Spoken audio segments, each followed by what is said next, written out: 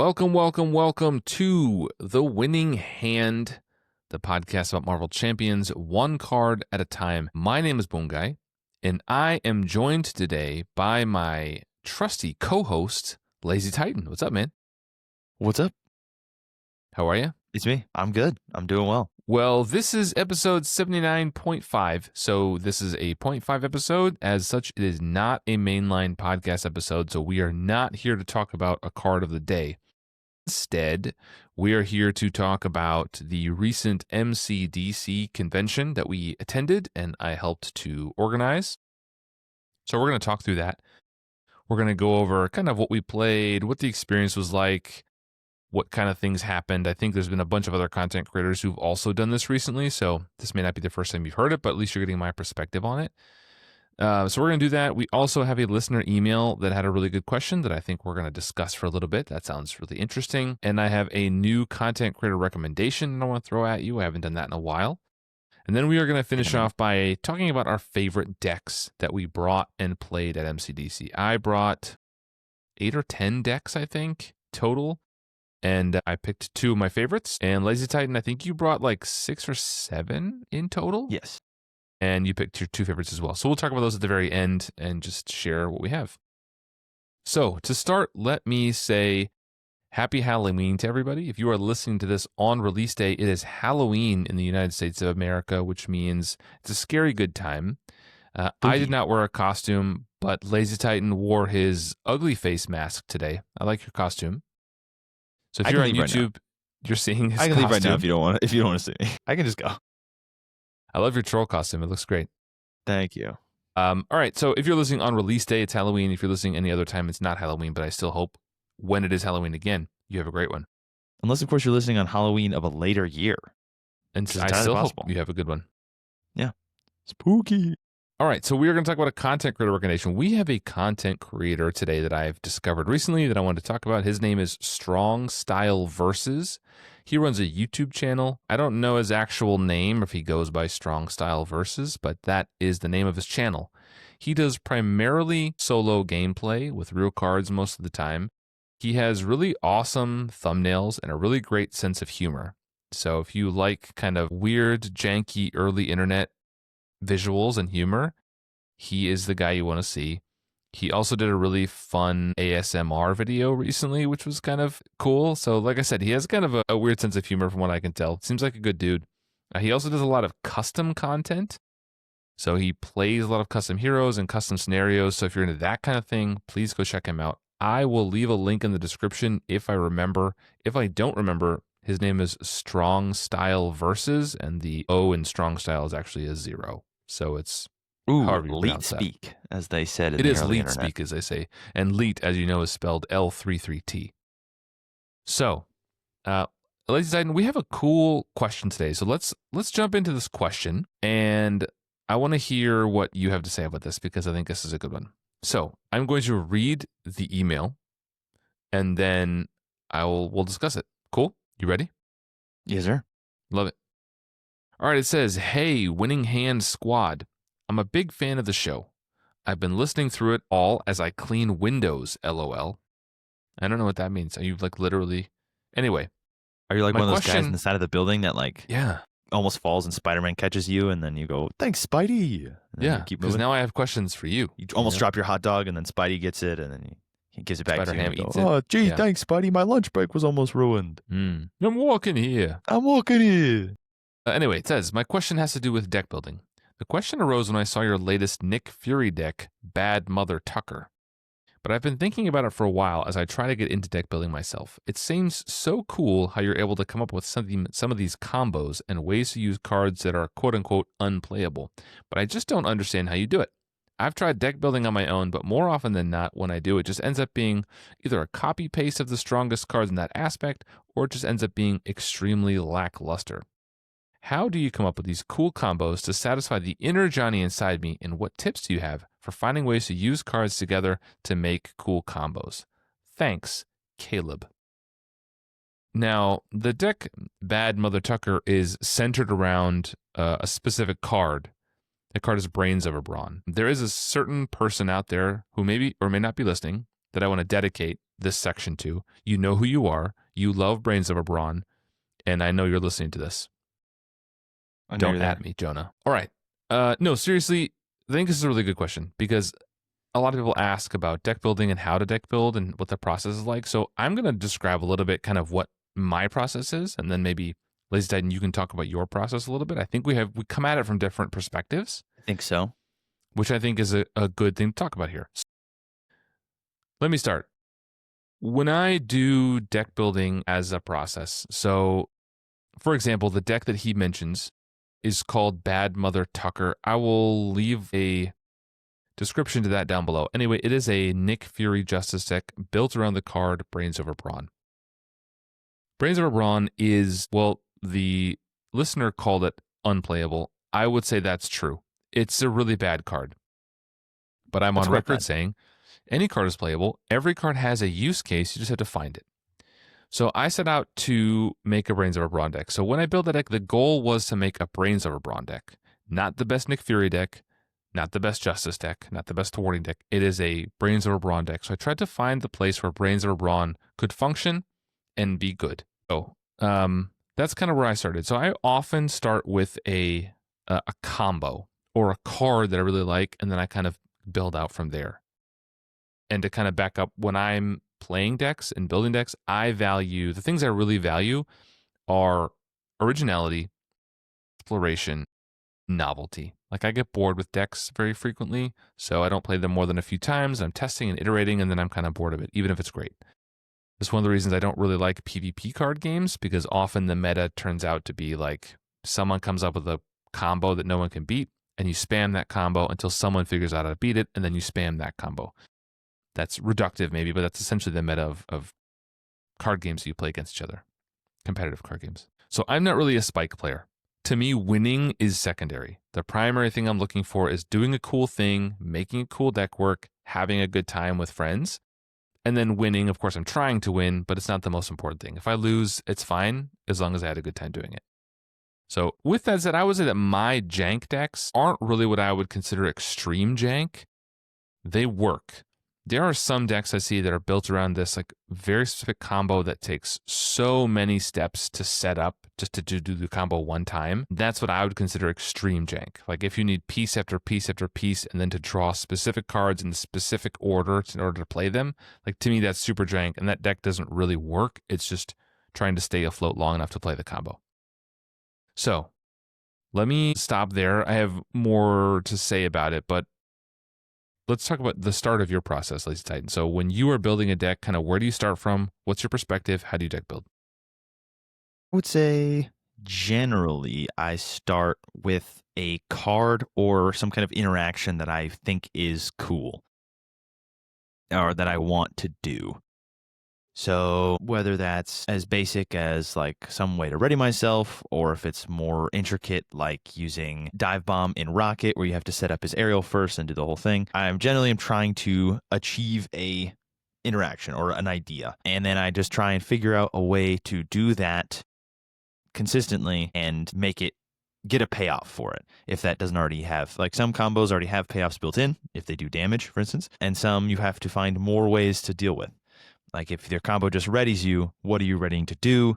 Why does that help you? If your combo defends, can you run out of defenses, or do you have too many? Are you saving cards? You just want to make sure that whatever you're doing is pushing the game state forward in some meaningful way, and that it's reasonably possible to do consistently. Consistency is big for my style. I like to build a deck to do a thing, and I want to make sure it does the thing every time I do it, which is the goal I'm going for. I think it's important to pause there for a second. I have seen, for example, Tigra is a new hotness right now. If you're listening to this in real time when it releases, Tigra was just released. It's Tigra, not Tigra. Don't at me. Anyway, I've seen a number of decks where you can, for example, use pinned down. It's a very popular early meta with her, right? You get pinned down, lock minions in front of you, and draw a lot of cards. Often decks like that, or decks that use taunt, for example, are drawing a ton of cards, but there has to be a purpose to what you're doing, right? If you're doing all this to draw cards, but those cards you're drawing aren't impactful or aren't doing much, then why are you drawing them, right? If taunt is just drawing you into more defense events, then you And can more even use taunts. them this single taunt. Like you get taunt and you defend, and then you draw 3 cards. But if they're more defense events, like you're not really doing anything, you're not progressing unless your defending is doing a ton of damage. A lot of strength in numbers decks fall into this category as well, where you'll Yes. exhaust allies to draw cards, to play more allies, to exhaust those allies to draw cards, to then, At unless some you have a point you hero have that to has like pivot. a good attack event. But if you're playing a hero who doesn't really, like Black Widow, you just kind of can't really do anything proactive with that. And so you just end up with a stack of cards and nothing to do. Or like Nova. Nova doesn't have a great, like, if you just draw 25 cards and the board is empty, he doesn't have like a super huge way to like push damage because he only has like 2, I think, attack events. Mm-hmm. And they only That's do something I 4, ran I into with think. one of my decks at the con. Not one of the ones I'm talking about, but I brought Nova Protection, and I was able to draw a ton of cards off of all these other stuff, and then I just kind of ran out of things to do. I didn't have anything to do with it. Mm-hmm. So having a win condition, some way to, every hero I think has an attack event built in, so there's always a win condition, but having multiple is helpful. Yeah, so that's important. I try to be building towards something, right? Some kind of a crescendo or some kind of a consistent damage to finish the game, unless your deck is not a damage deck. And that's okay too, right? We're talking about some of these decks, but there are decks that I think are perfectly functional that really don't ever pivot into damage, right? You may be designing a deck that is meant to be played at a 4-player table. You want to defend as many times as possible, so you want to fill your hands with defense events because you ideally want to defend 2, 3, 4 times every round. Maybe another one if another attack comes in from a minion or another, someone draws gang up or something, or assault. So that is okay too. There's also decks that just thwart, right? They don't really have any damage. They can never really pivot into damage. Once everything is thwarted, they don't have much to do. But in a 4-player game, if you can keep the schemes all cleared, that is valuable. Like you That are helping is progress the damage win by condition, proxy, right? because the other 'Cause you're people then can allowing- focus on damage. Exactly. Because if you can do thwart or defending efficiently, that means nobody else who's maybe doing a more damage focused deck has to spend their inefficient ways to thwart to do that. If I'm playing Bucky or whatever and I have to pull out a minion to then kill to do 2 thwart, whereas Miss Marvel can just play what's the Justice one that thwarts off all side schemes? You can play even the odds. Even the or odds with Shrink multitasking.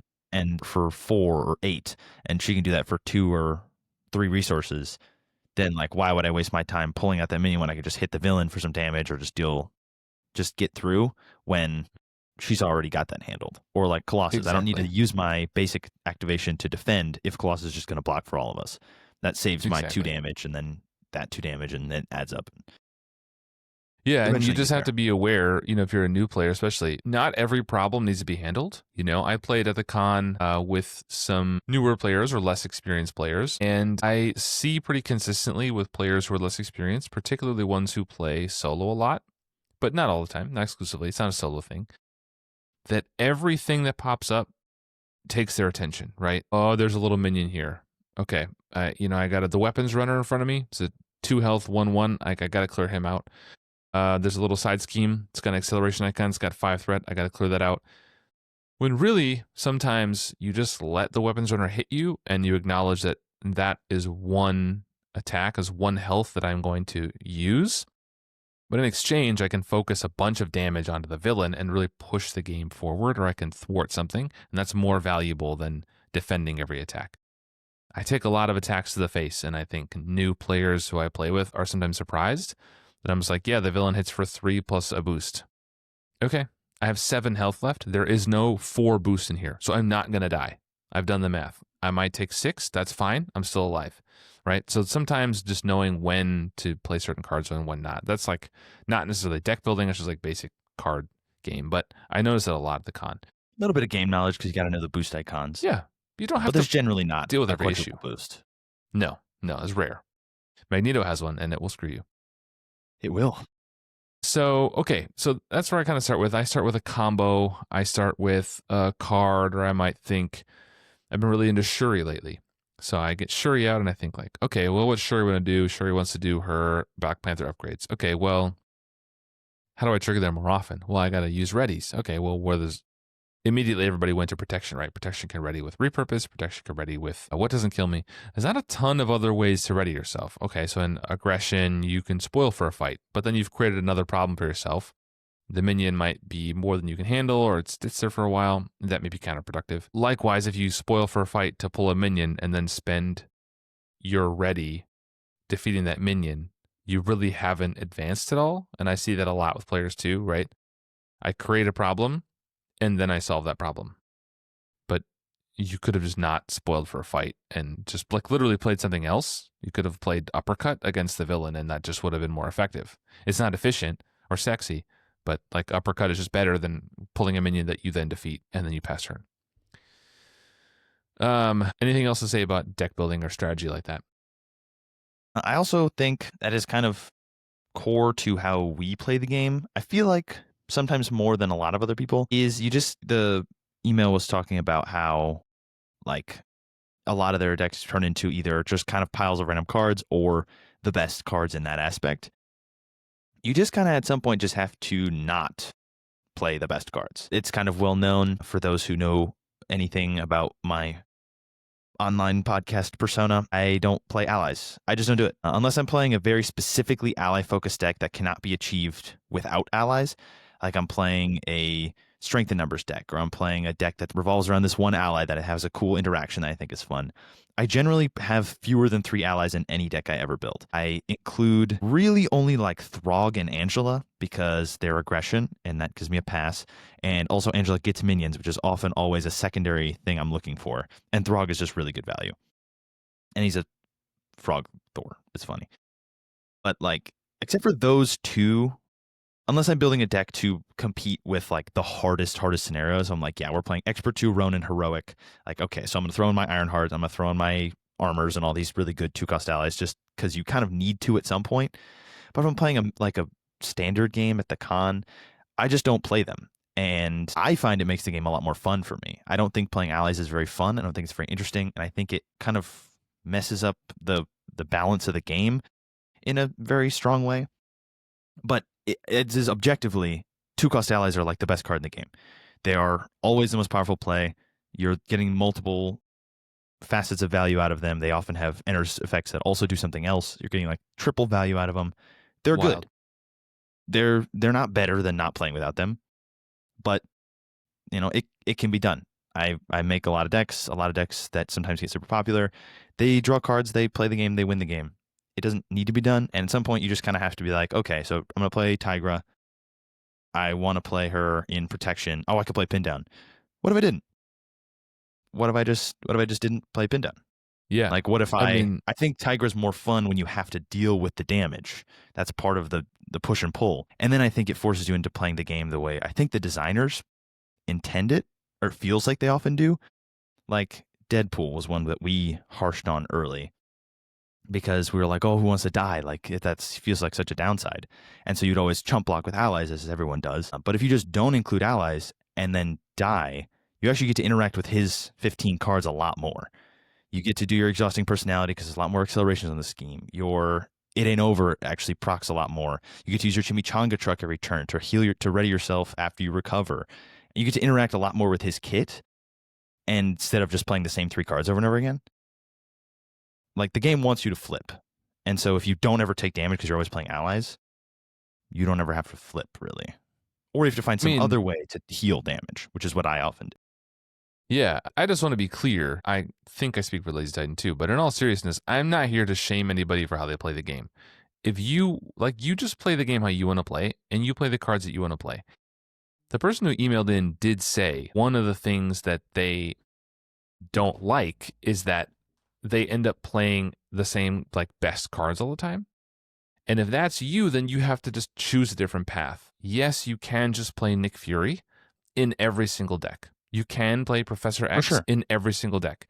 And they are just really good cards. Nick Fury, the original, is an insane card. That's why they made a new one. I don't like using the broken word very much. I don't know if he's broken, but like he's just crazy good. I don't think he's broken, but he's very efficient. Ally he's onto very the strong. board. You draw 3 cards Professor back. X, same, also really strong. Have a 2 of whatever stat you need, and then you take a block. Like, that is just a sequence that is so good. That's why the best like spike decks that want to win at all costs, and you see them on Marvel CDB all the time, they include Nick Fury in every deck. They include Professor X in every deck. They include Moon Girl in every deck. They include Ironheart in every deck. If you look through Marvel CDB and you look through again, this is not to like throw shade on anybody, but it No shade is at an all. inherent fact of how how easy it is to just play the best cards. If you look at any of the decks, because a lot of Marvel CDB decks, for those who don't know, will say like expert Ronin, and like we'll list villains and difficulties that they've beaten at as kind of like a proof of concept. Um, I have looked through a lot of those. Not many of them play like sub 7 or 8 allies. It's often like a good chunk of allies because they're really good. And if you want to beat those Really good. scenarios, it's the easiest and best way to do it, and the most efficient probably. It is the best way or the most effective way to get that done. I just think it's lame. And Yeah. I don't like it. And I mean, whatever that your allies is, it can be that. If you don't like doing damage, if you want to like thwart schemes and that's what you want to do, go for it, man. If you want to do, I don't know, if you want to play one ally and heal them up the whole game and use them the whole time, do that. But just pick a thing and do it the best that it can be done. Don't just like have the one thing be winning. and have fun. Like, if what you sure. are here for is to win the game and you just want to win the game, then yes, you should play 3 make the calls in every deck. You should make sure you play Nick Fury and Ironheart and Professor X and Avengers Mansion and all those cards. Like, and again, no shade. If that's how you like to play, if winning the game at all costs is what's most important to you and that's how you enjoy the game, then you should play the game that way. I don't enjoy the game that way. I very rarely play Nick Fury anymore. I almost never play Ironheart. Professor X is in a few decks. Like, I just don't use them because to me it's not fun. And if I'm not having fun, then like I don't know what I'm doing. Then I should find a new hobby. Yeah, it's a waste of time. It's so like push yourself. Yeah, that's what it comes down to. Push yourself. Like I have Play played enough stuff. Marvel Champions. I can beat all the scenarios. I can do it. I know I can, and I don't need to like play the same scenario. I don't need to play Venom Goblin over and over and over again to make sure that my deck is incredible. Not every deck has to be Venom Goblin, and I don't have to play Venom Goblin every time. Sometimes I just want to play Master Mold or whatever. Like it's just, to me, that's just not that important. I like to win. Yeah. I always try to win with my decks. Yeah, I try to win, but of course. If it doesn't happen, it's because I did something wrong, and then I can just iterate. So it's just kind of making the choice to just play something different. The biggest thing is start with something that you are interested in. Start with a combo. If you find a card that you really like, start with that card. If you find a hero that you really want to try, start with that hero. And then try to get at the essence of what that hero does, right? If you really want to play, I don't know, off the top of my head, Maria Hill. And Maria Hill is what you really want to play. Or Black Panther. Black Panther is what you really want to play. Black Panther is all about Wakanda Forever. So if you want to play that, then you need to find a way to maximize that stuff. Like, that's what he is. If you're whatever, like there's a million examples. Most of my decks, a lot of them have like weird loops or weird interactions that I don't think I'm like particularly gifted, but things that I think of that are a little unusual. I built a Spider Gwen, a Ghost Spider deck around Disguise, which is like she doesn't really flip to Alter Ego very often, but I figured out a way to make that work, and I thought that was fun. So they're kind of odd interactions. Feel free to look at my decks if you want inspiration for like weird, janky stuff. The other thing that I do that I think is interesting is I try to find a theme for it. I try to find a way to make it fun. If I'm going to go through the trouble of publishing a deck on Marvel CDB, I do a write-up of some kind. I try to make it descriptive so that if you find my deck and you don't really know how it works or you're not sure you'd like to play it, if you read it, not a ton of words, but like 250 words, but if you read through it, you'll have a basic idea of how it should flow, how it should work, options you have. Some people do like even more descriptive write-ups than I do. But I try to do that. I try to give a little bit of flavor. I usually add pictures in because pictures are fun. I'm very visual. And then, I publish it.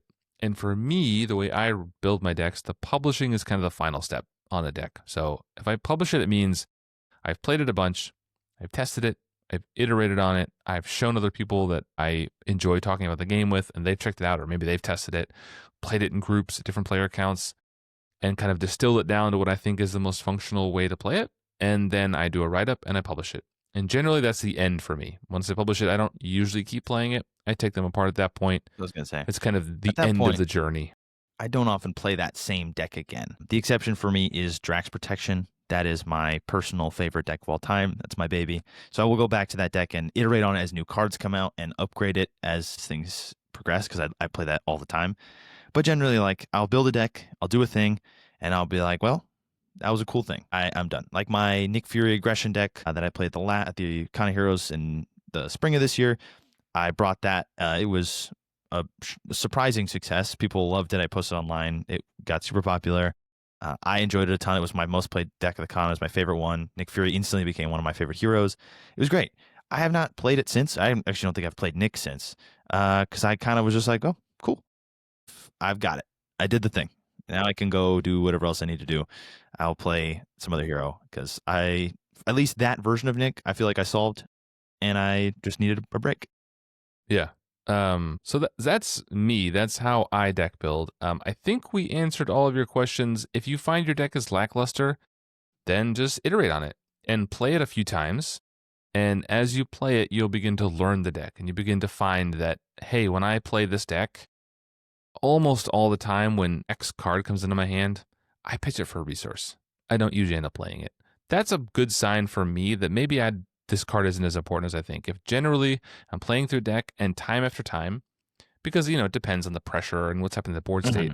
But if consistently in various scenarios and various times of the game you're not playing a certain card, it's probably not that important. Like I was recently I'm testing a Black Panther Shuri in Pool.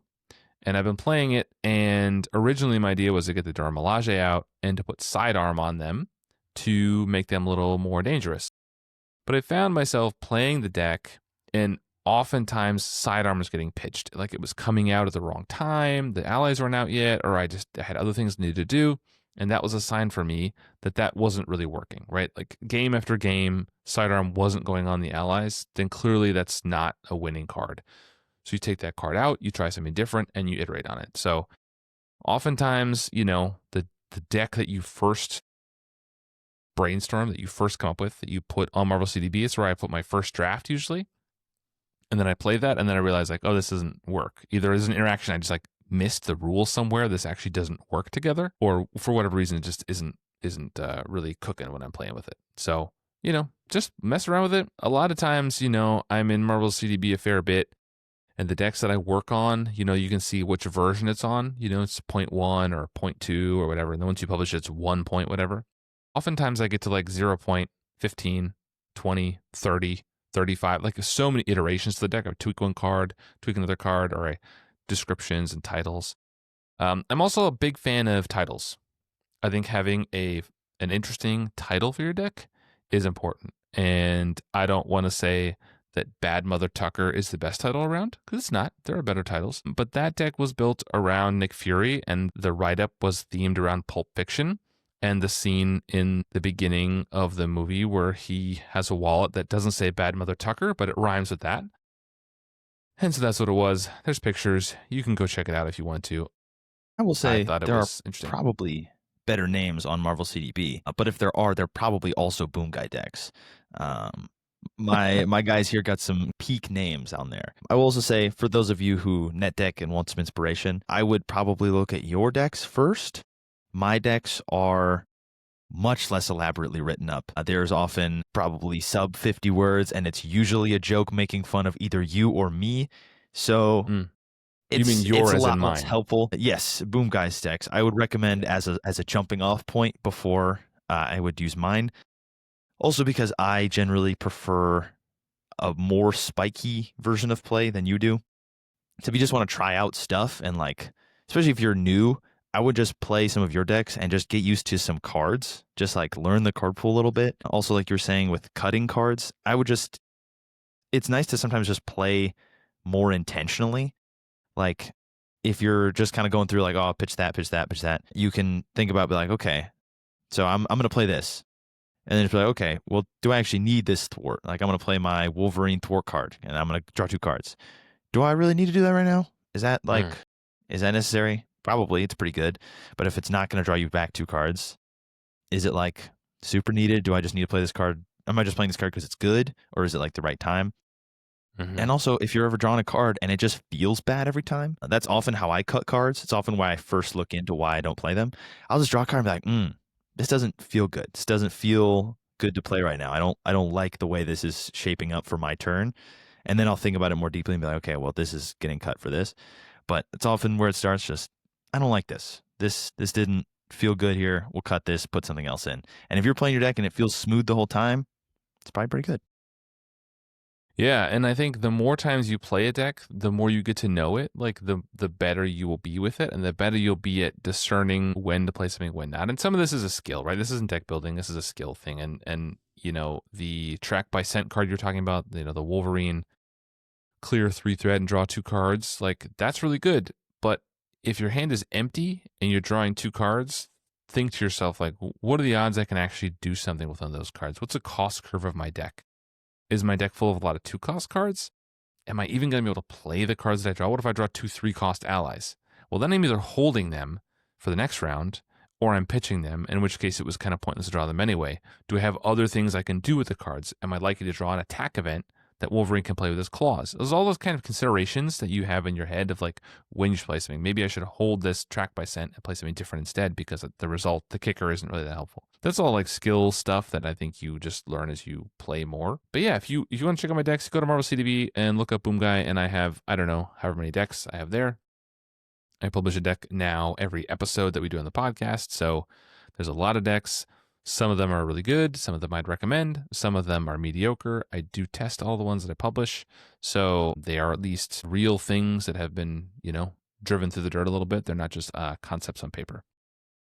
So, and my stuff's out there too.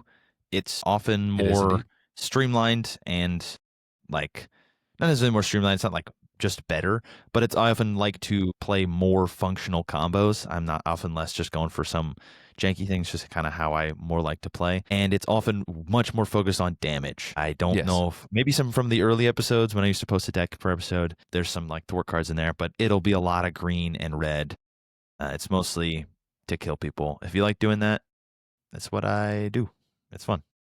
Yeah. And, you know, I think if you are listening to this or you follow the channel, my guess is you found I have another series on YouTube that I do with Andy R that's all about decks called All Hands on Decks. I would recommend checking that out. Like if you like deck discussions, there's also other content creators. MC Deck Discussions is one I can think of off the top of my head for sure. He goes really in depth talking about decks. So if deck building and decks something interests you, check out our series All Hands on Decks, where Andy and I talk about a number of decks each episode, not our own. We highlight other people's decks and we show them off and we talk through, we play them. And so we really discuss kind of choices they've made, card selection, stuff like that. So check that out, something you like. So Caleb, I hope, man, this is like quite a treat.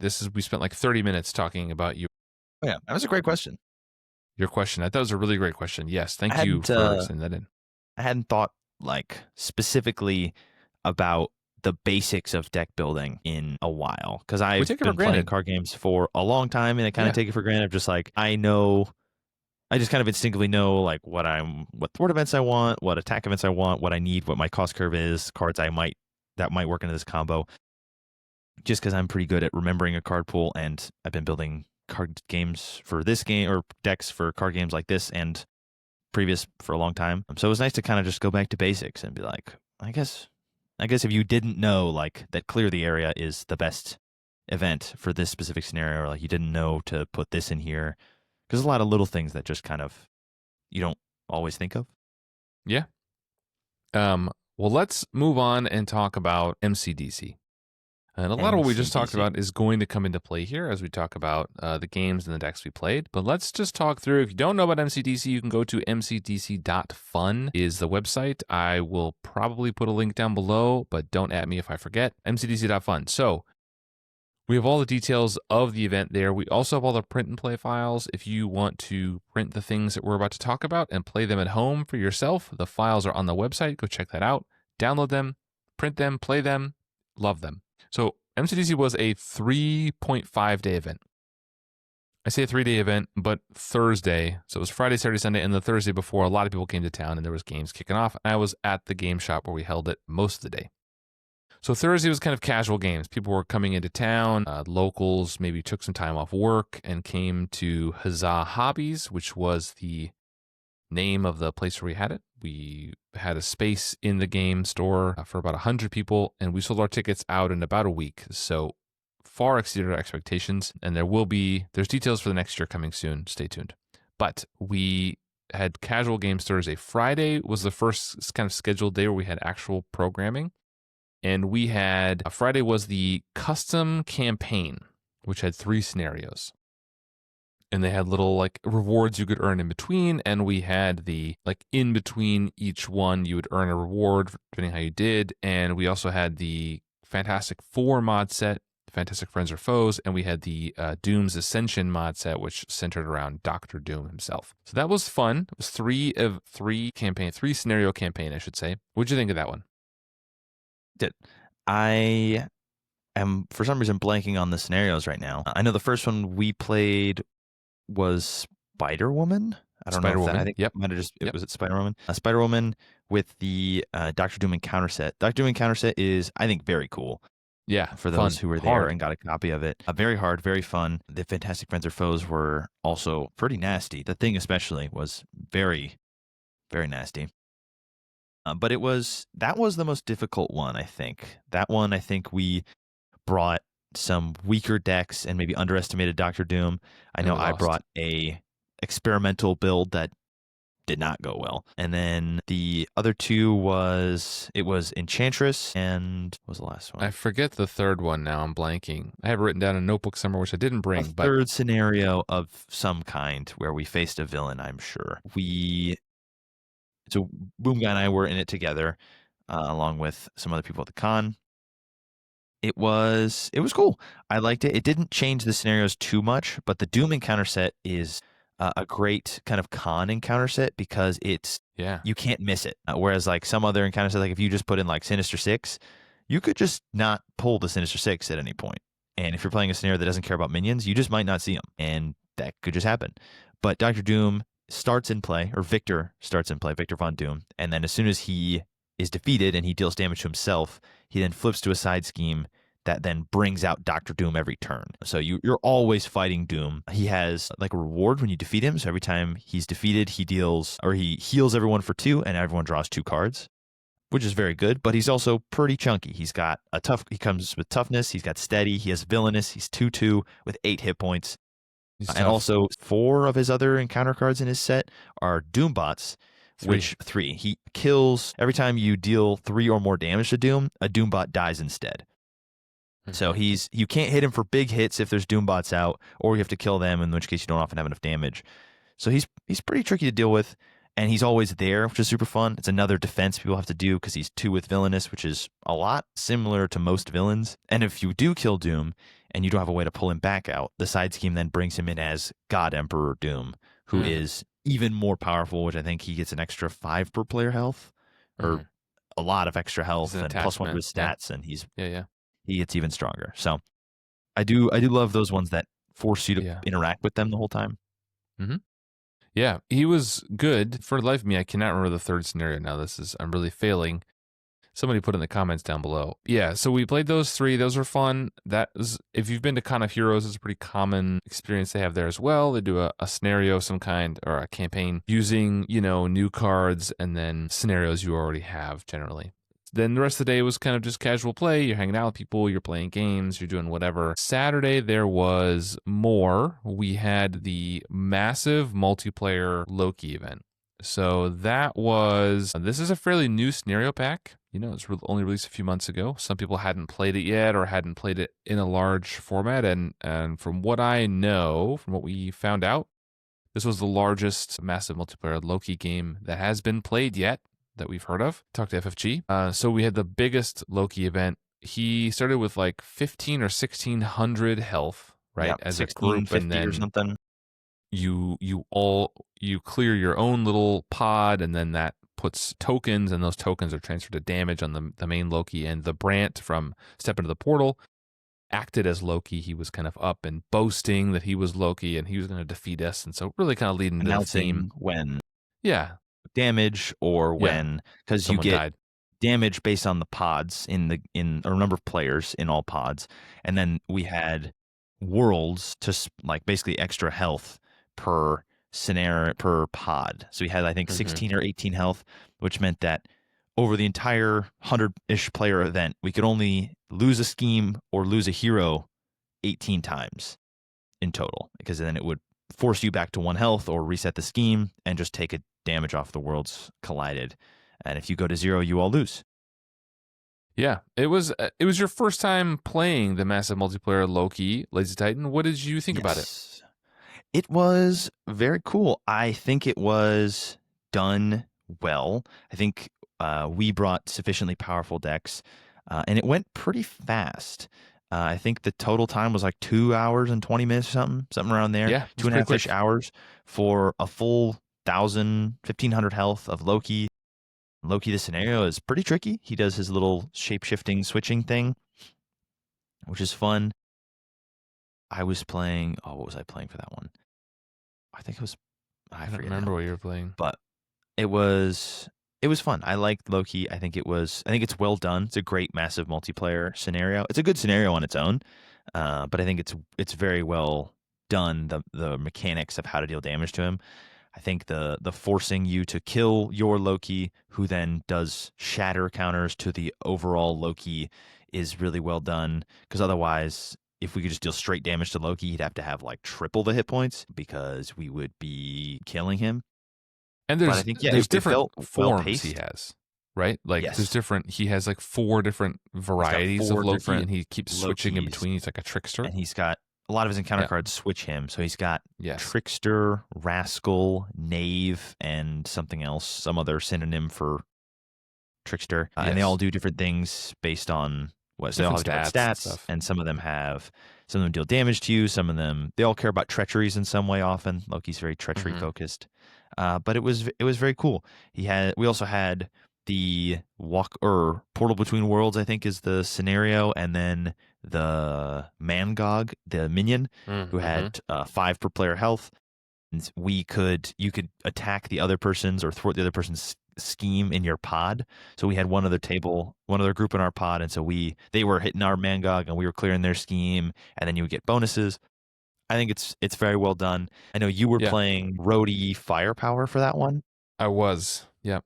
and there's some upgrades you have in the middle that you can put counters on as things happen, and one of them lets you add 4 damage to an attack, which we were using and abusing to make Firepower deal 24 damage in a single activation. Insane. Super fun. Love to do it. It was Yeah. a good time.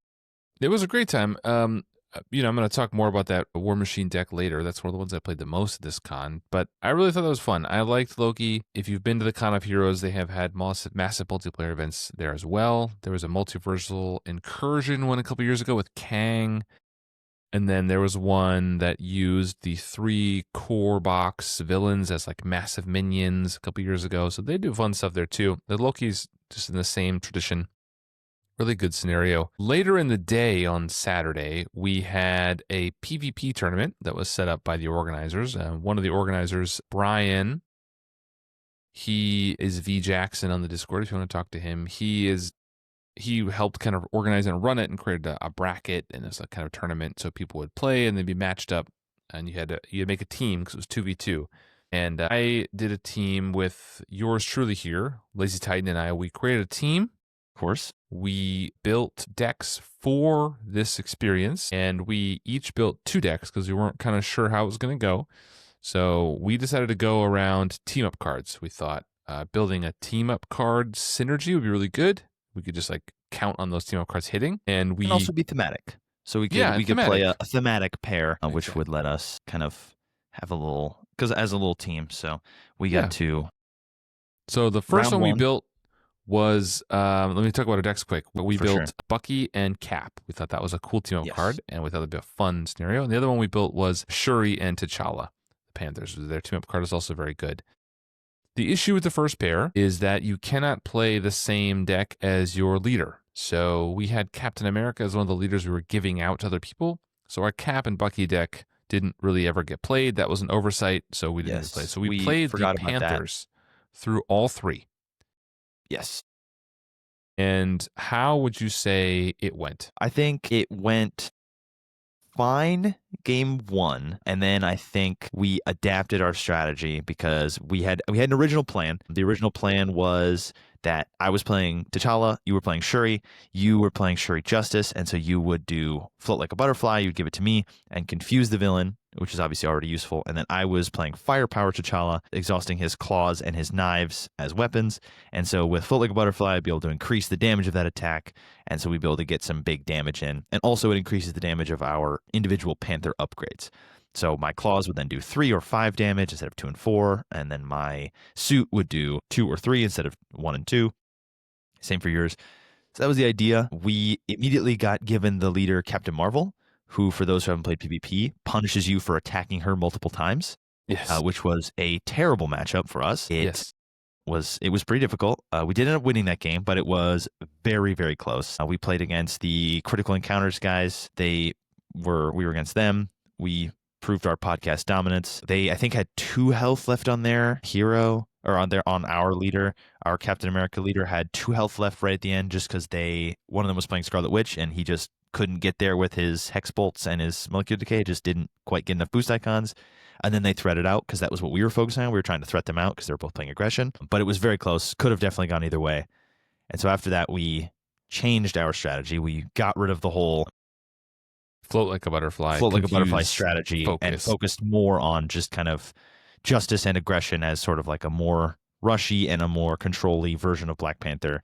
The idea being that T'Challa sets up much faster, but doesn't kind of hit his high of highs, whereas Shuri takes a little bit more setup, but definitely can do a lot more with her combos. So the idea was that I would set up and keep us in check, and then you would flip over and do the whole thing, and because you can activate more of your things than I can more consistently. I think we lost our second game. We lost our second game. Yes, that was famously we flipped our villain or the other leader. We were behind. So we one-turned their leader. Yes. All the way down to the end, and then it came down to the last thing you had to do. We had to do 2 damage to finish it. And I had a pulse grenade in play. A pulse grenade that you would use for firepower, so it was already exhausted, but you just ripped it, and you pulled 2 cards. All we had to get was 2 boost icons. How many did we get? 0. That's all we needed. That's none for you at home. For those at home, PvP does not have a ton of boost icons. There's not a lot of super high boost. It's mostly 0 to 1, a couple 2s, and like 1-3. So we did 32 or whatever damage in a single turn. We really turned the gas on that last turn, and then just couldn't quite get there. Couldn't on seal that the deal. last little push. But yeah, it was a good game. But we ended up winning our third game. So we did.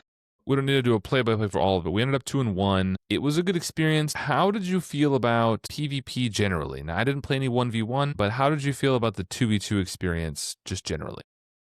I liked it a lot, actually. I thought it was super fun. It scratched the same kind of itch that other competitive card games do, which I'm known to enjoy. You are. But it was, I didn't play any 1v1. I don't know if I really will. I feel like 2v2 is kind of the move. I feel like I'll mostly play it at the con as like a kind of an event thing, because it is fun to play 2v2 with some people, randoms at the con or other people I know from previous cons. But it's very interactive in a way that I like a lot. There's a lot of ways to choose encounter cards to deal to your opponent. Almost every time they get an encounter card, you have a say in what it is, which is super cool and lets you be very deliberate about it lets you actually plan how to play the game rather than just like, oh, we need to give them more encounter cards. You're also trying to do that. But like, we played into Critical Encounters the first time, and they were playing 2 aggression decks, Captain America and Scarlet Witch. And we said, okay, so they can't thwart very much. So we gave them every side scheme we came across every single time, and we put as much threat on their main scheme as we could, and they did end up threading out. So it was very cool to feel like I could actually affect them, but it wasn't so much. I couldn't affect them so much that it felt like I was like bullying them. Like, especially if you play like other competitive card games, it can definitely feel like if you're beating someone by a lot, it can definitely feel like you're kind of kicking them while they're down, and you're just like really hitting them where it hurts, and that doesn't often feel super fun for either of you. But I felt like this hit a very good balance of interacting with the opponent while also not just being totally screwed by whatever they do, and then having a little bit of luck to make it not just a pure skill thing, so I didn't feel like I was getting like outsweated by some guy at the con. And also, every single game was close. I liked a lot. And I heard that sentiment repeated by a lot of other people at the con. I didn't see or hear of or play any games that were anywhere near a blowout. It usually came down to the last turn, which I think is just great game design. because when you flip the first stage of the villain, it then prevents them from taking damage. So you built-in can't like one turn kill. And also there's a side scheme you have to clear before you can deal more than 2 damage in a single attack. So there's some like barriers in place to make sure you can't just go crazy and immediately kill them with like a rush deck, which sucks a little bit because I do like to play that, but it does make it a more fun experience overall.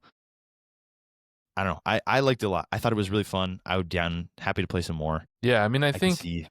it is ultimately you're just playing in 2v2. This is what I'm talking about. I'm not going to talk about 1v1 here. You are just playing a 2-person game. You're playing a 2-person champions, and other people are playing 2-person champions. You have minimal opportunities to interact with them. Like, you can't directly interact. You can interact, like LazyTitan said, by pushing some encounter cards when the opportunity is given, but that's kind of it.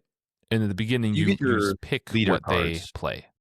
Yeah. So you pick what they play, right? Like you pick the leader they're playing, they pick the leader you're playing, and you pick the mod sets, you shuffle it up, and you will occasionally be given the opportunity to give them a card. There's also, at a certain point in the game, early on in the game, when you clear the first side scheme, or main scheme rather, there's 4 basic cards, and the 2 of you and your teammate then pick, and you each put 2 of them in your hand when you choose to trigger it.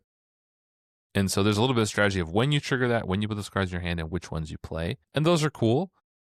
So it definitely feels like you're a team and you're working together. And I liked that part of it. I also liked that it was pretty new and nobody was taking it very seriously, because I will tell you what will be the fastest way for me to never play PvP is people get too sweaty about it. So that is kind of what drives me away from a lot of PvP games, a lot of competitive card games. People who get too serious about it and make it too much about winning, I just am out. So, I'm sure there's people who enjoy that in this community as well. And I hope they find each other and I hope they play PvP, and I hope I'm not included. I liked it with casual people who didn't take it super seriously, who just played the decks that they kind of brought. Like they had decks that they brought for the con and that's what they played. LazyTitan and I tried to play some decks with a little bit of synergy, but we didn't go over the top with it. They were ultimately just kind of like Black Panther decks. And that was fun. I did like it overall. I liked it more than I thought I would, but my 2v2 experience has kind of led me to believe that I am right about my 1v1 thought and that I will not particularly enjoy that. I'm not a big solo player anyway, and that's ultimately what you're doing. You're just playing a solo game with someone else. Okay, so then the last day was Sunday, and Sunday was kind of themed around custom content. It was a custom day, so we encourage people to bring custom heroes, to bring custom scenarios, and play that stuff. Some people really, really get into it. There's a huge custom community. There's a whole separate Discord. Tons of people. I saw people playing Ninja Turtles and Thundercats and DC, Superman, and all that. Marvel heroes you've never heard of, and all kinds of anime stuff. They brought all kinds of heroes I'd never heard of, and that's awesome. I had a few scenarios that I brought to share with people, and I printed a few heroes. I printed Ghost Rider and Silver Surfer and Sam Wilson Captain America, and I let people borrow those, and I played Sam Wilson myself. I think custom content can be hit or miss, right? It's designed by hobbyists. It's designed by not game designers. So some of it misses for me, but even when it misses, it can still be fun. Not everyone wants to play with custom content, and I think some people frown upon it. And there's always questions I get before every con of heroes and before MCDC as well, like, hey, Boomguy, are people okay if I bring my custom Shang-Chi hero? Or I printed off this custom Green Lantern hero. Is it cool are people going to be okay if I bring that out of the game? And generally the answer is just ask your table mates, right? If you sit down and you're like, hey, I have a Superman deck I want to play, some people are going to be like, I don't really care. Some people are going to say that's not for me. I'd rather we stick to, official content, and that's fine. I think more often than not, almost everybody is okay with custom scenarios. Again, not everyone, but I think more people are fine with a custom scenario. And if you're playing a villain that's custom and, it's bad or it's not balanced or whatever, at least you're all having the same experience. It's unbalanced against all of us. And rather than a hero, it's like, oh, I look over there and Superman has 35 cards in his hand because he's Superman, and this isn't fun because he's doing everything. So just talk to people. But I brought Gore the God Butcher Scorpio, not Scorpion. He's Scorpio, an astrology-themed supervillain. I brought the Mandarin. Someone else gave me Fin Fang Foom to share. I also brought in there's a custom Fantastic Four campaign with Mole Man and Super Skrull and Dr. Doom. I'm forgetting people here. Namor or Namor, if you prefer. Namor. And the last one is the bug guy who lives in the alternate dimension. Annihilus? My brain is a little cooked. Annihilus, that's the one. And so all 5 of those. So I played Doom, and I also played Gore. I think you played with me, both of those, right? Doom and Gore. I played both of those, yeah. They were both very cool. Fun. Yeah, I thought Doom was fun. Was a lot of setup, I will say. It was definitely designed very much like the Hood, but he had like 5 of his own encounter sets, and you brought along 4 of your own. That one was very cool. Only complaint we had was that we didn't get to interact with the extra encounter sets we pulled out. I pulled out 8 encounter sets and set the whole thing up, and then we only used one of them. But it was a cool scenario. It was interesting. It was cool. It was all about him, and he was going basically through teleporting these, around heists. the multiverse. Yeah, and teleporting to do different heists in different places, and that was a cool thematic element. Every time pulled a new set out, it was going to a new location, and he was doing a new heist or whatever. That was really cool. And Gore is all about milling your deck and then activating against you when it empties your cards. Yeah. So he activates against you every time you run out of your deck, and then all of his cards have some way to interact. Maybe they have a hero action to get rid of his really powerful attachments to mill your own deck, or often discard your own cards out of your hand. And then he shuffles cards into your deck that also make you discard cards out of your hand and are bad or out of your deck. And then he also punishes you for chump blocking with minions with one of his environments. It was very cool. It was very thematic. It was very. I love the color scheme. It was like dark purple with his like black and white theme. It was very fun. He had his all kinds of swords and his cool cape and tons of cool art of him just like tying up Thor and like torturing him, or all kinds of crazy stuff that he's doing with all his very cool quotes and stuff. It was very cool. Yeah, it was really cool. I enjoyed both. We also, again, I mentioned I brought Mandarin and Scorpio, and I had printed out multiple copies of these, and I gave them to people to play, so people came to me and borrowed different scenarios. I did not design any of these things, to be clear.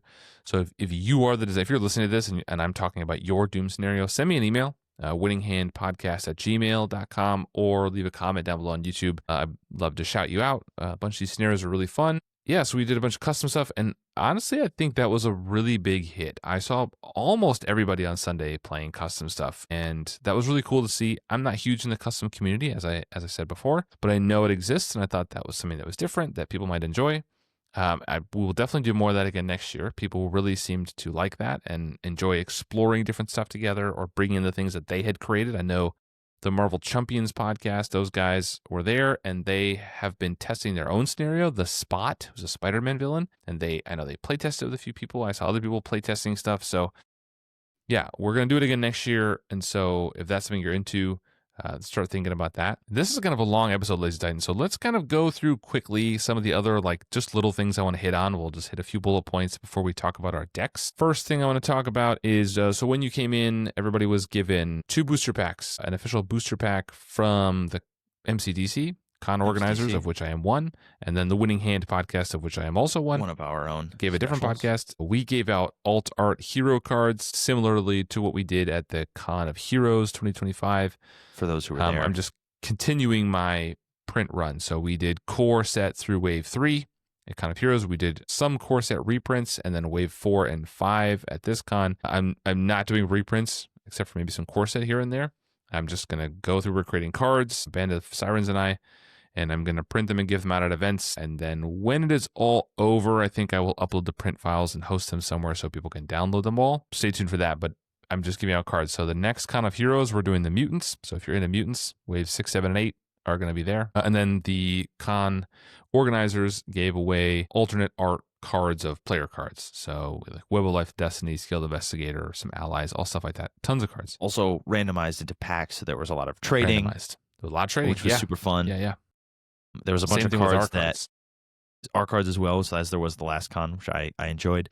I also thought it was really fun it was really nice to see some of the cards they reprinted are cards that you don't have many copies of. Yes. I got Face the Past, for instance, which is a very cool version of Face the Past, but it's also just super awesome to have 2 of them because there's only and the one Night Nurse, copy. which is out of print the Night from Nurse, Doctor another Strange. one. You can't get anymore. You can't even get her. Yeah. So we thought about which that. is super nice to get. That one is one I think I already had multiple copies of because I've been to so many of the cons, and they often have that Shield HQ. For those who don't know, there's a table of like one of every card in the game, and you can go just grab whatever you need for a deck if you forgot a card or want to try something out. And so usually the super good, powerful cards are usually picked through pretty early. Those Maria Hills and stuff are gone pretty fast, but we've accumulated a couple of them, so glad to see other people getting copies of the Night Nurse. Hall of Heroes was in there, which I don't think is super hard to come by, but it was a really cool art of like the Avengers Tower and all the heroes lined up. It was some really cool stuff. Yeah, there was some really cool cards in there. They are all on the MCDC.fun website. You can go there and you can just look at a gallery of all the ones we made, and there are also print files if you want to print them yourself, and instructions how to do so. Okay, so we were at a game shop called Huzzah Games. The space we had held about 100 people. So nice. It was tight, but it was nice. They had a little snack bar there. You know, pretzels, hot dogs, chicken tenders, fries, cookies, soda. They had alcohol too. If you are above the age of 21, you could partake. And it was in this little commons area. So not a strip mall really, but like almost like a college commons, so you could walk around, and then the backs of the building, there was a number of food places. There was a Jamaican place and a Mexican place. There was a couple of tap houses. There was a coffee shop, which sells like homemade delicious ice cream right across the street. That was a big hit too. So there's a bunch of little shops around there just in walking distance, in the little parking lot complex. The hotel was maybe a 5-minute walk up the road. Walkable for sure. The weather was beautiful. Close. What else? We gave out the Doom Snare and the Fantastic Four mod sets, so those were given out as well. So a lot of stuff. Which are designed to be able to be shoveled into whatever thing you want. They're not just locked to that Doom campaign. It comes with the instructions to run it if you want to. Yes. But you can also just run it as, if you want to play Magneto with the Doom scenario, go for it. You should do that. I think Doom goes down as one of those like Kree Fanatic style ones. He's not quite as hard as the Kree Fanatic, but very tricky minion that you can't get rid of. So very fun to be able to throw that in as another way to crank up for those of us who love to play the hardest thing all the time. Just if you want to play your Expert 2 Magneto with the Kree Fanatic and Doctor Doom, go for it. Get it. That'd be, I think, super fun. Okay, so let's finish LazyTitan. Do you have any final words in the con, I should say, before we go to talk about the decks we played? Any last words you want to say, final thoughts on it? Mostly just the con was great. It always is. It's always a great time to just kind of be a degenerate, stay up late, eat junk food, play just an outrageous amount of Marvel Champions. That's kind of what it's all about, right? We all fly from across the country, or for those locals, or we're all just coming in to play as much Marvel Champions as you can possibly fit into a 3-day weekend. So people were playing on Thursday before the event started. Every single night at the hotel where most people were staying, people coordinate the hotel they're staying at, so they're all playing in the lobby. We were taking up the lobby till like 1 a.m. and then waking up 6 a.m. in the morning, getting back to it. People were playing in that lobby for probably 18 hours of the day, every single day. Yeah. And then also going to the convention, like it was just the most Marvel Champions you can fit into a weekend. Every single person I talked to who says their first con says it was great and they'd come again. I can't recommend it enough. It's a great time. Yeah, I mean, I think if you've been to the Con of Heroes, it's a very similar vibe. You know, the hotel, the events, all that kind of stuff. We do try to differentiate ourselves a little bit. You know, this is not to be done in competition with the Con of Heroes. We are tight with those organizers and we talk to them, and we just think that there's space for 2 conventions in this community. And so, you know, we work together, and both of us are really trying to raise all the boats, right? We believe that more conventions and more people participating, the rising tide lifts all ships. So please go to Con of Heroes if that's a better location for you, if it's a better time of the year for you, or please come to this one if this is a better time of the year for you. We space them out so they shouldn't overlap too much, give people different options, or come to both if you are able. Traveling is expensive. I totally get it. If you're not able, I'm sorry, but you should come if you're able to. I know the West Coasters didn't make it out to this one in droves. There might have been a couple people, but it's kind of a tricky flight to take, like a 6 or 8 hour flight. And all that, losing all that time, it's a lot to ask. But that's why maybe Con of Heroes is more your speed, right in the middle of the country. Kind of everybody's pretty close. Yeah. But as much people from New York and obviously the local area, that was kind of the intent to be more of an East Coast thing. Yeah. But obviously everyone's welcome. Yeah. Come out to the con. Everywhere. It's a good time every time. And if you want to, I don't know, get a game in with This Ugly Mug and see me play red cards really good, we can do that. Yeah, I mean, so at this one, Caleb Grace was there. So Caleb was there all weekend. He was playing games with people, hanging out and He wasn't even a chatting. guest. He was just he bought a No, ticket. He was he just came there. on his own. Well, we comped him a ticket, but he did Well, come he on his did own. come. He had a ticket. He was just Yeah. like everybody else. He was just showing up. He was hanging out with people. He Yep. was playing games. Yeah, he was. He was signing cards, answering Mhm. questions and stuff. He's super cool. Yeah, he's a good dude. We had a bunch of content creators there. Obviously, Winning Hand was there. The Marvel Champions, the Critical Encounters. Nelson from Nelson All Over was there. Astrodar Brant, from the Alter Ego Chronicle. Brant was there. CN Spartan was there. I know I'm going to forget people. That's why I shouldn't have started listing folks. Solo Marvel Champion was there. There's a ton of people who were there. So if you like hanging with people that you know from the community, either from YouTube or from listening to podcasts, or people that you just have seen around in the Discord, it's great. You know, we are hoping to have more people next year and more space and invite more folks so that, you know, we can keep growing. The game is expanding. So yeah, look for that. There will be more details coming out on that soon in the next coming weeks. We're already planning. I mean, we were planning on the second one before this one even happened. We are playtesting scenarios already. We are theming. We're on the website. We're looking at venues. So it never stops. The planning keeps going. And so we're excited to do it again. If I was going to give it a scale of 1 to 10, 5 being true neutral, 10 out of 10, 100%, 10 out of 10. And if we gave out a lot of goodies and stuff. If you want to like make your own print and play cards and hand those out, feel free. Some people do it. Some people bring their own custom things. Some people print their own, like, oh, this is my Green Lantern version of Nightcrawler or whatever, and just print out and they'll give out copies. We had one guy just made a custom little Kang encounter set that was themed around, because Kang hates, what villain does he really not like? Is it Doom? It's Doom, I think, yeah. Shout out to Vader. He printed a little set of some Kang cards that you could put into the Doom encounter set to kind of add that thematic tie of how these villains hate each other, but also they're attacking you. It was super cool. And he just gave us one of his sets because he printed some extras. That kind of stuff is great. Also, last shout out to Corbin TM on the Discord. He donated some cards that I included in my booster packs, just like he did with the Con of Heroes. So thank you. He did the Wave 9 heroes, the most recent wave.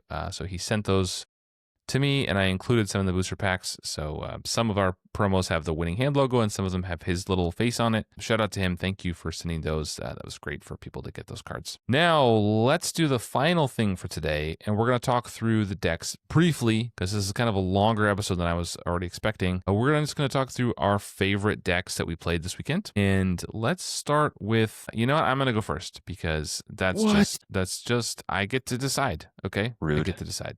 Rude. So I'm going to share my screen here, and we're going to talk through. So let me, I'm a professional here, so I'm going to share my screen. Like the professional that we are. Like the professional that I am. Here we are. Okay, here it is. This is one of the two decks that I had the most fun this weekend. This is a deck that I called Suicide Mission Leader. It is a Deadpool leadership deck, and I have a whole description here if you want to read it and you want to look at funny gifs of Deadpool doing Deadpool stuff. I've been on record saying I think Deadpool is insufferable and the character is annoying. I stand by that. But I do quite like this deck. I've been playing this deck for a long time, a number of months now, playing and enjoying and testing it with the idea of bringing it to the con. At its core, it is a sidekick deck with Deadpool, but the idea here is to lean into Deadpool stuff, right? Suit Up is in the card. I'm not going to read the whole deck list like I always do. If you want to see the deck list, it'll be in the description. If you're on YouTube, you're already seeing it. So it has only X-Force allies, and it uses the Uncanny X-Force team card to really boost their thwarting. And then Deadpool is going to be the one who defends for them all the time. And by defend, I mean die. So that is the suicide mission part of this deck. And then the mission leader part is the thwarting, and then includes the mission leader card, because that is going to draw a bunch of cards to the table. So you're going to boost their thwart. They're going to thwart all the side schemes. They're going to thwart the main scheme. Lots of thwarting. And then Deadpool is going to die repeatedly, and it won't matter because they have enough thwart power. In a table, right, there's going to be plenty of resources to pass around because Mission Leader is that good. Moira McTaggart and IPAC are going to draw Deadpool a bunch of cards when he's flipping back and forth. Face to Pass is amazing because Deadpool has probably the stupidest, dumbest minion in the entire game. He's so stupid. Can just be left there. Yeah, you can literally just look at him. He's so dumb. Yeah, so anyway, this is a deck I had a ton of fun with. It's slower than a lot of Deadpool decks. It doesn't lean into the stupid combo of maximum effort and discard as fire. I think that combo is boring anyway, and there's much more interesting things to do with Deadpool.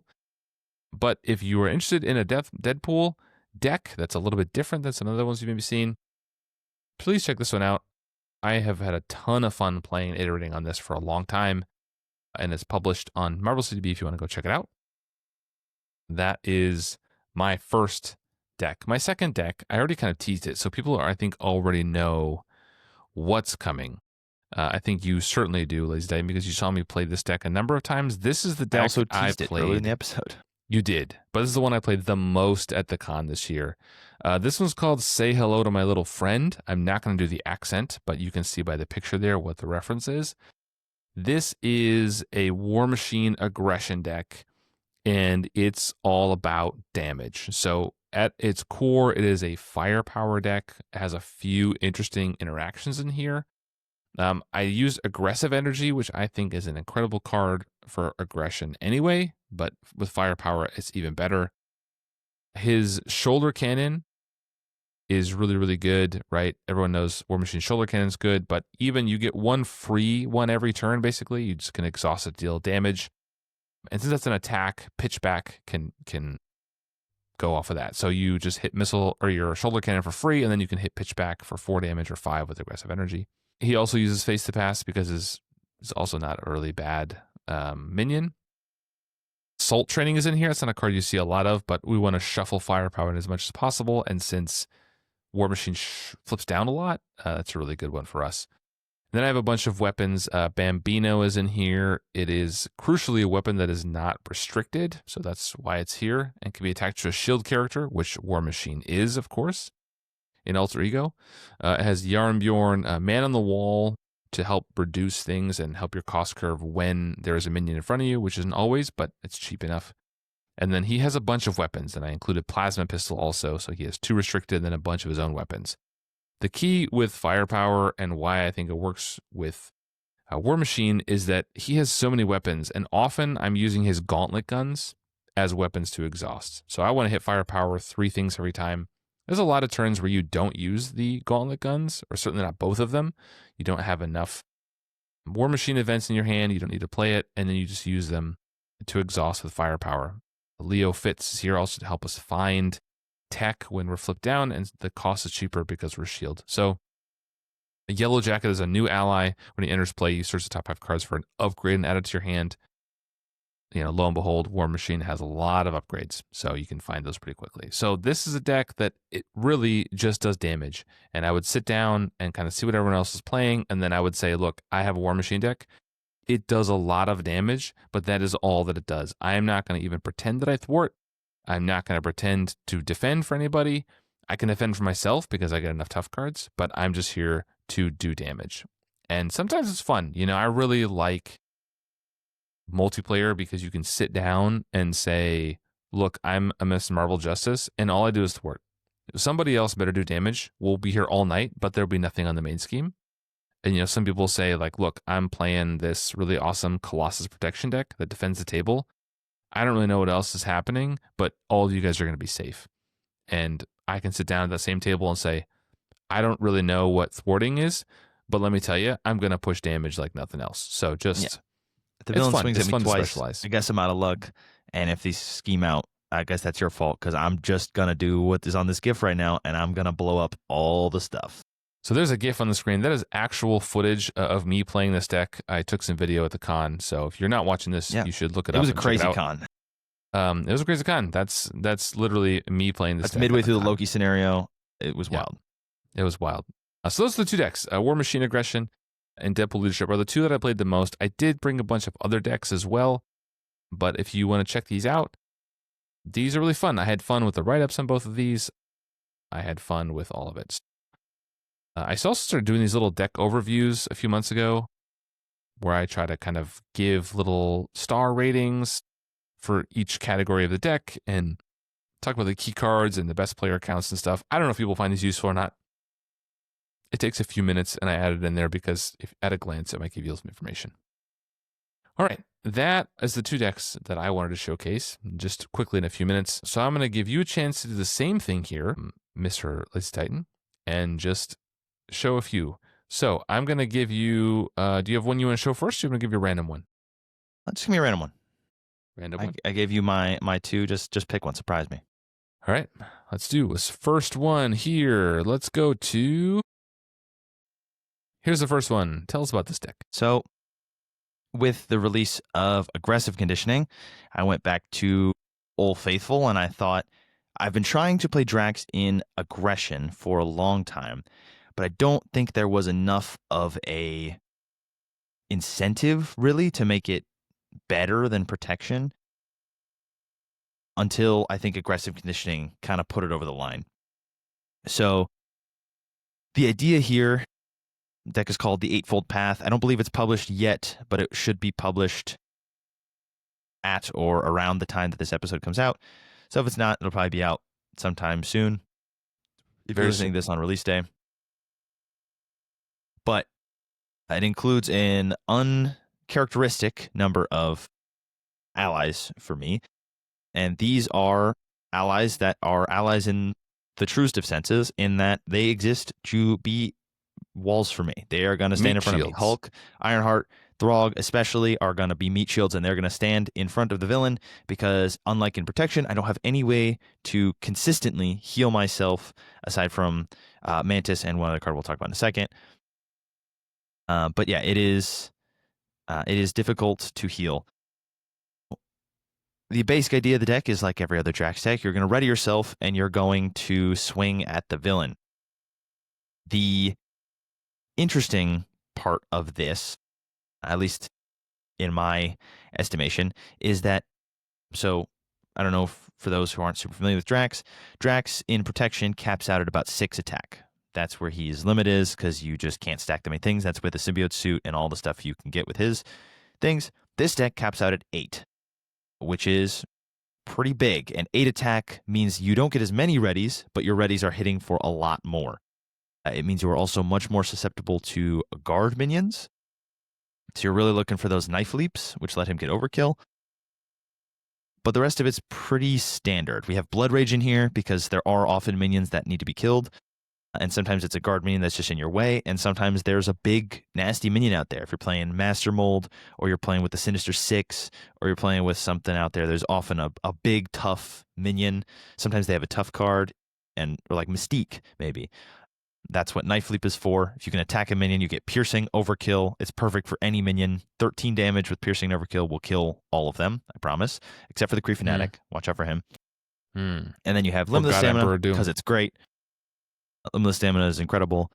The 3 doubles in here, which I don't always include, but this deck has kind of an expensive cost because you need your combat trainings and your aggressive conditionings. But with all your stuff out, I have Symbiote Suit here as the 40. I would say that is optional. If you want to include Symbiote Suit, feel free to. I find that it's sometimes more interesting to not because it makes it more difficult. I would generally only include it if your scenario is pretty tricky. If you're playing like a pretty simple scenario, if you're playing like Rhino, you probably don't need your Symbiote Suit. If you're playing Magneto on Expert, you might want to include it just for that little extra toughness and stats. Then it will cap out at 7. That 8 is with Symbiote Suit. But other than that, you're just kind of, you have Yarnbjorn in here just because sometimes you have spare resources and there's a decent amount of fist resources. Limitless Stamina is one. We have Spoiling for a Fight just for a free ready. We also have Quick Strike in here, which doesn't ready you, but does do 8 damage. 2 for 8 damage is, from what I've heard, pretty good. And then CITT is a classic. And then I have Bug in here because you basically attack so much. You can throw energy spears on him, and he is able to then attack as well. You can also throw an energy spear on Mantis if you really want to. Throws on a Guardian ally, gives him +2 attack and piercing. So Bug can then just attack for 3 consistently. I've toyed around with a firepower version of this build. I think you could put that in there, and then Bug and his energy spear are that 3rd weapon. I also tried Moment of Triumph. I ran that, a couple of copies of that in here. which I think is also really good because if there's that one minion that if you can hit that minion with your overkill knife leap, in the scenario where I tried this at the con, I healed myself for 12 off of excess damage. Yeah, that was awesome. Because I had symbiote suit out, so I was at 12 health, and I just paid 0 and healed myself up to 24, which is kind of all you need. If you hit that once or twice a game, that's like 3 villain phases of attacking. But generally, it's just pretty standard Drax stuff. You're just going to ready yourself and hit people. And Drax do Drax, am I right? 27 hit points and 8 attack with multiple readies, drawing a card whenever you get attacked or attack, you kind of can't lose. That sounds you definitely can. good. You can't thwart. Be careful. You cannot thwart. This is not a thwart deck. Yeah, this is good stuff. I saw you play this.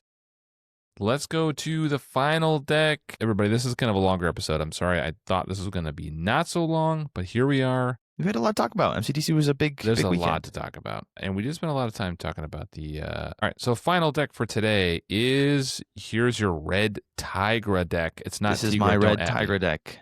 It's not Tigra. Don't at me either. I usually respond to that. I will not.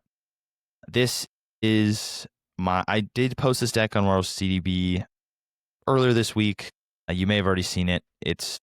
apparently, people like it.